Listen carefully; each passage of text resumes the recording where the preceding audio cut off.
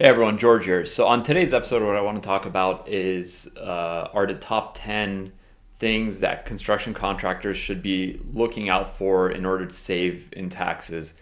And when done right, these can easily save $50,000 or more per year in taxes. And I want to go through these strategies one by one. These are the most common recurring things that I see time and time again that are missing. And that's why I thought it would be valuable to cover in this episode.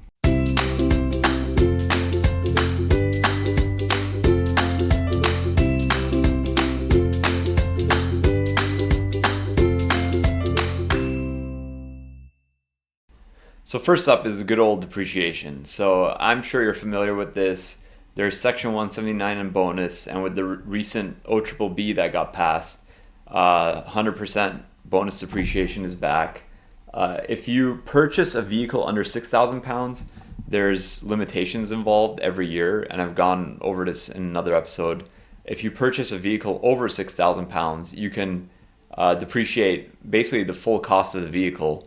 If you were to go buy an excavator, heavy machinery and equipment, same deal. You can actually expense the full amount, whether you paid for it upfront or not. And that's very advantageous in a tax year where you have very high taxable income. So timing your depreciation can be very crucial, because if you were to go and purchase in a year where you're break even or negative, it's not going to benefit you at all. It's actually going to take away from your cash. So timing this can be very critical. Next up, number 2, are your accounting softwares, and 2 in particular that you should be mindful of. You should always have a general ledger software, and you should also have a project management software. So a general ledger software is going to, at the very high level, track everything, between your balance sheet, your P&L, your balance sheet, all your cash accounts, all your, fixed asset accounts, all your liability accounts, your equity. You need, as long as your revenue is above 250,000, your revenue or assets are above 250,000, you're required to report a balance sheet, Schedule L, on your tax return. However, more than that, you should actually have a general ledger software if you don't already. This goes without saying. And it'll pick up all the income and expenses more accurately. I've seen so many contractors, come to me at the year end. They piece together on a Word document their expenses and everything, and more often than not, things seem not consistent, not accurate. It potentially raises red flags, and more often than not, I also see a lot of missed deductions. So it goes without saying that a general ledger software is required in your business if there isn't one already. Now, beyond the general ledger software, you really should look into a project management software. Examples are out there are House Pro and Service Titan. These have most contractors I talk to do not have a project management software, and those that I talk to that have implemented say it completely changed their lives. It transformed their practice. What's the biggest issue we have in the in the construction space is change orders. The simplest example I can give to you is with a project management software. When a client has an actual project that is being worked on and they've signed off on a certain price and put all their payment information, everything, and then they decide they don't like these cabinets or they don't like these tiles and they want to upgrade to something more premium.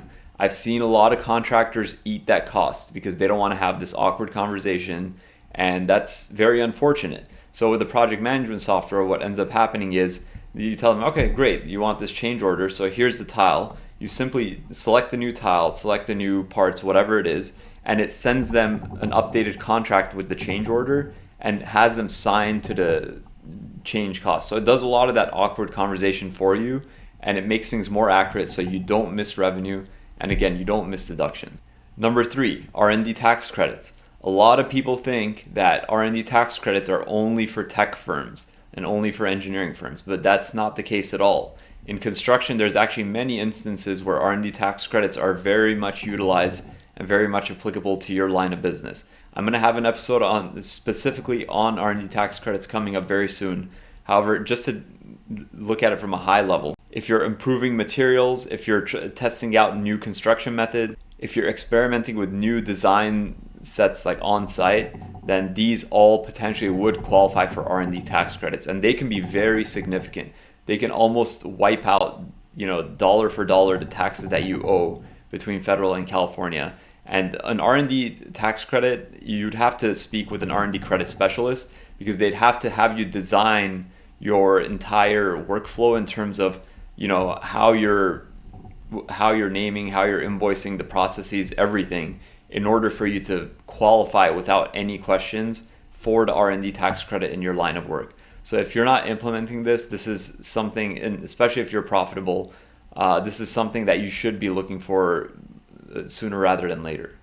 Number 4, create a tax buffer. And what that is you can set aside 10% of your revenue throughout the year for tax adjustments, audits, unexpected liabilities, or things that could come up. It keeps your business stable and prevents panic later on, and this is an accepted thing in the industry. Number 5, percentage of completion method. Now this one's a big one because a lot of contractors, they're on a cash basis. You could be on a cash basis, that's fine, especially in the early years of your early stages of the business. But at some point, it might be worth implementing the percentage of completion method. I'll give you an example. If you took on a project that's $1 million, so you received, let's say, $500,000 upfront in December, but work hasn't even begun yet, you can effectively defer that entire amount and recognize it into revenue as work is being completed. So this is the percentage of completion method. And it's a very valid method under accrual accounting. And you, like I said, you just recognize into revenue as the work is completed, from deferred revenue, deferred liability account to an actual revenue account. And it's one tool of many in tax planning.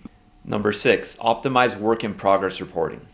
Updating it regularly helps you forecast revenue, catch overbillings, and avoid year-end tax surprises. If you don't already, I'd recommend getting a WIP system in place as soon as you're able and reviewing it daily or even multiple times a day.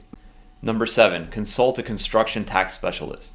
One of the most expensive things you can do in your business is not hiring the right CPA or cheaping out and not getting the right one. Hiring the right tax consultant may seem more expensive in the beginning, but they'll easily make up their fees and then some with all the tax credits, tax deductions, tax strategies, everything they can throw your way.